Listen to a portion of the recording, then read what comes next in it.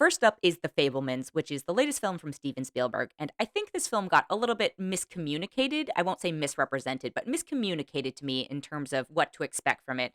I thought it was going to be this sort of look at his origin story and effectively his mythology and give us more elements of what brought him to the movies that we brought him to make the movies that we know him the most from. Instead, it's a more contained look at his childhood. And again, it's still effectively a fictional mythology for himself. He's not saying it's an autobiography, but it draws very, very, very heavily from his own life, it seems like.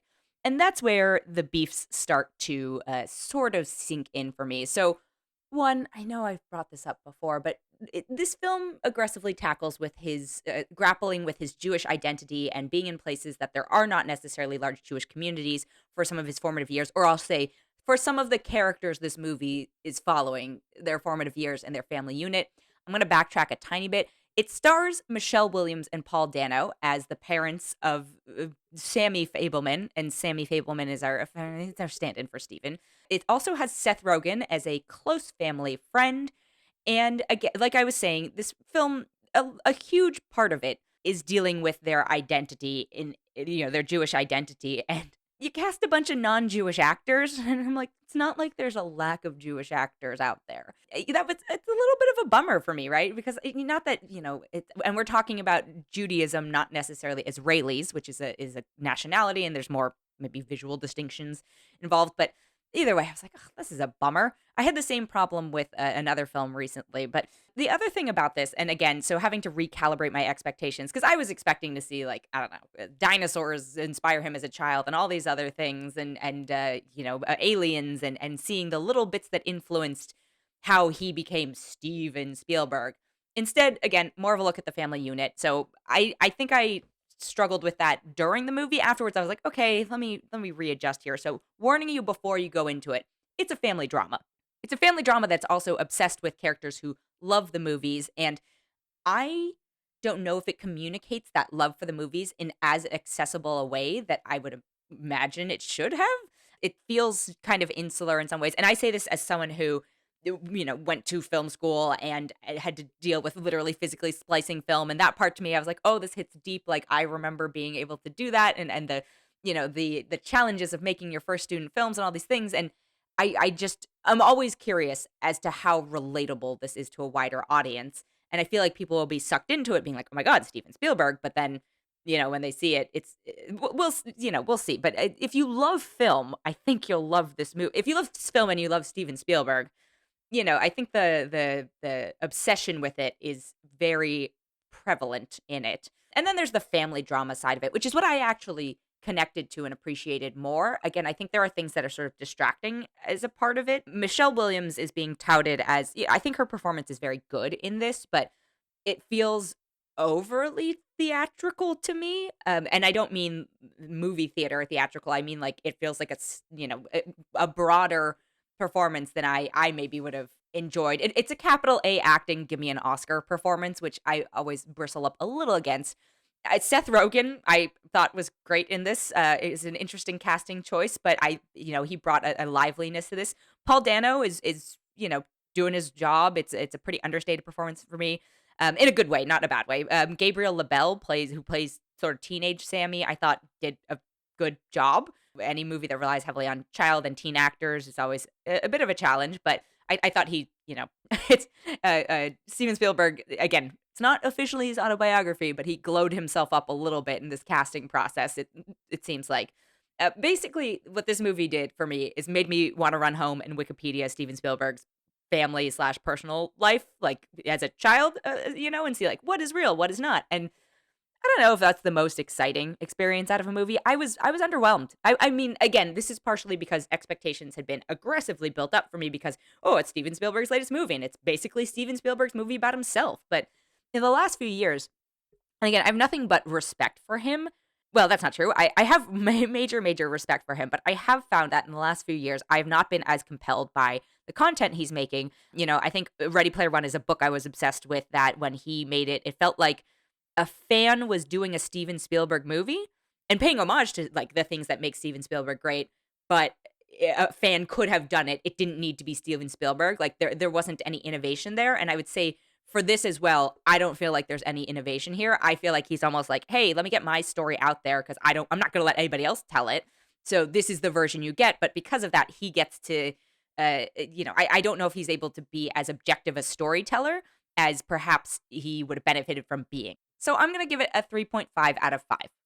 Next up is Strange World, which is the latest Disney animated film. And this movie is fine. I don't want to knock it because there's nothing like offensive or bad about it to me, but it's not the sort of, I didn't find the usual level of innovation or connection to it that I find with a lot of other films that come out, animated or otherwise. I think the most exciting thing for me that from a voice cast perspective, it's a reunion between Day After Tomorrow with Dennis Quaid and Jake Gyllenhaal, which is a movie I'm weirdly obsessed with. So hooray for that.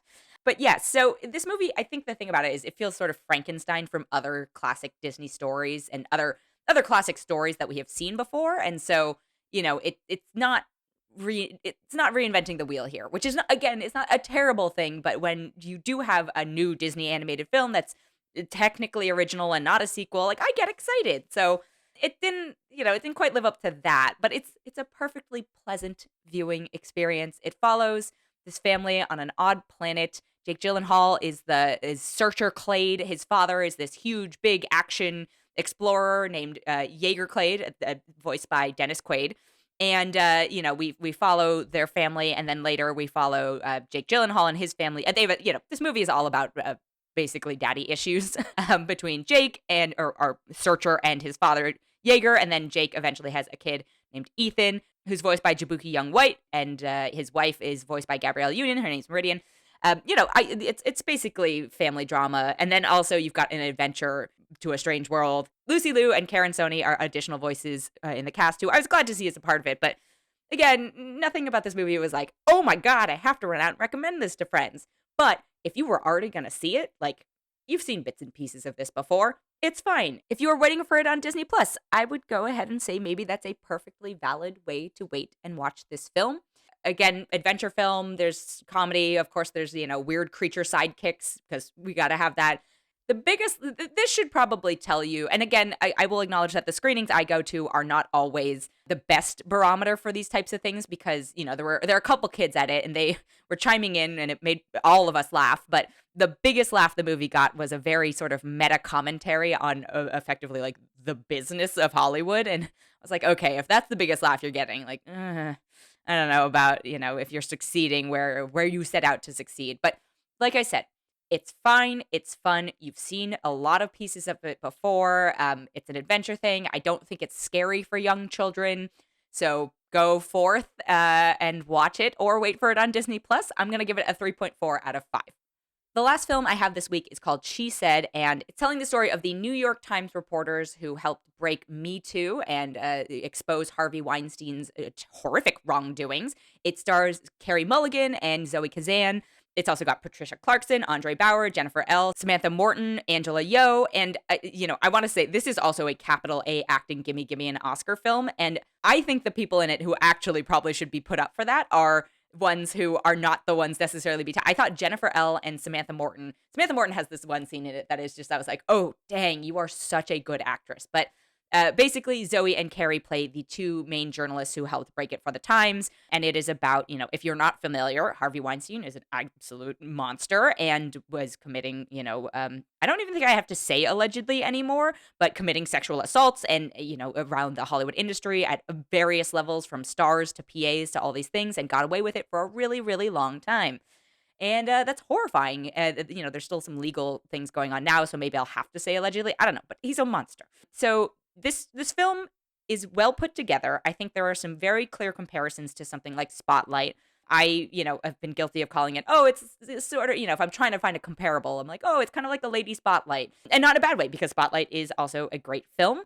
But it's a very heavy one. It's frustrating because, like I mentioned, there are still ongoing legal things as a byproduct of this. It wasn't like a clean cut. Look how obvious this is. Look how many pieces of evidence there were. You know how the story ends, which is always one of those strange things going into these movies. And then the other sort of inside baseball aspect of it is that, it's also pretty insider in terms of how journalism and newspaper publishing and all that stuff is broken, and sources and on the record and off the record and all that fun stuff.